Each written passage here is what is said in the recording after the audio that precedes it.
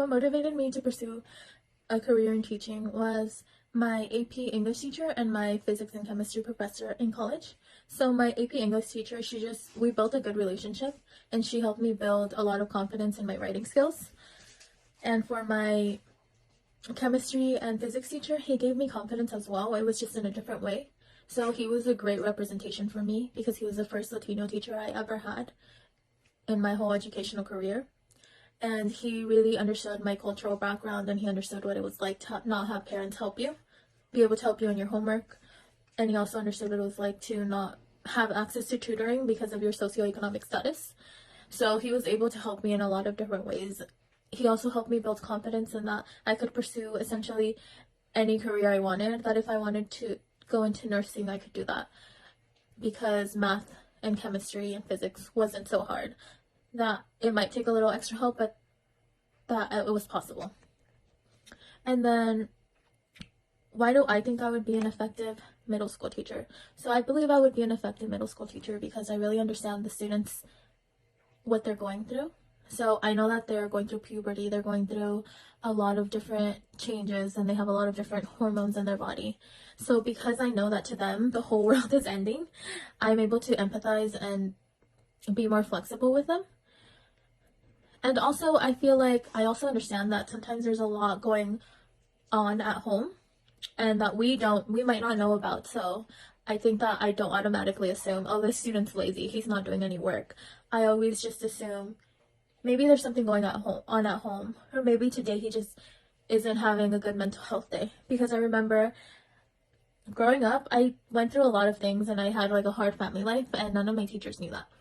And I didn't know what mental health was. So that's why I'm really a big advocate for going over what mental health is in elementary schools and even middle schools. I think it would be very helpful to a lot of students. And because mental health just focuses on, in schools particularly, they just focus on autism and students with ADHD, when there's a lot more mental illnesses, such as depression and anxiety. And I don't think those are diagnosed, especially that early on. Sometimes they can get missed. So I'm able to understand that there's a lot of different factors going on in people's lives, in the students' lives. So because of that, I believe I'll be able to teach the students the content that we want them to learn, but I also believe I would be able to create and curate a good relationship with the students.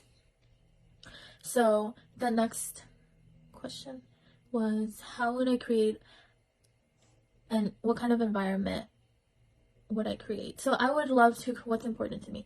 So I would love to create a safe environment for my students, and a safe and fun environment. So in my classroom, I wanted to feel like, sometimes it's unavoidable, things are going to be boring, but I want it to be safe.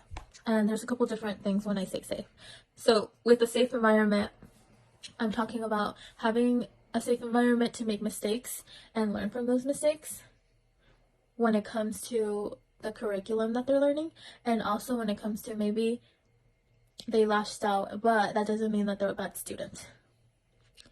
And then another thing that I mean when I say safe space is where there's respect for one another, because sometimes in a classroom you might have a diverse amount of students. So when I say diverse, I mean culturally, ethically, and also with students' socioeconomic status or even their sexual orientation. So I want to create this environment where it's safe and okay for them to express themselves, and for other people to respect whatever their belief system or cultural background is, and just kind of be very respectful and mindful of the things that they say.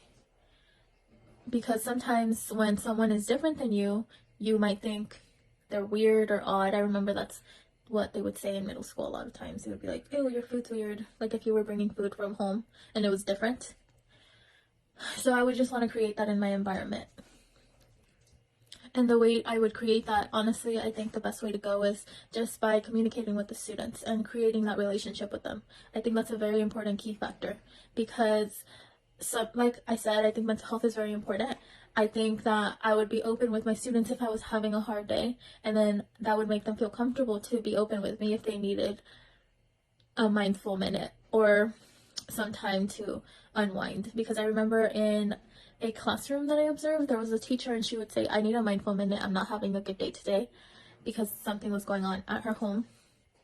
And the students, they really understood her and they did their best to stay on task and do the work, and they made her job, I'm not going to say easier, but they made her job go more smoothly that day.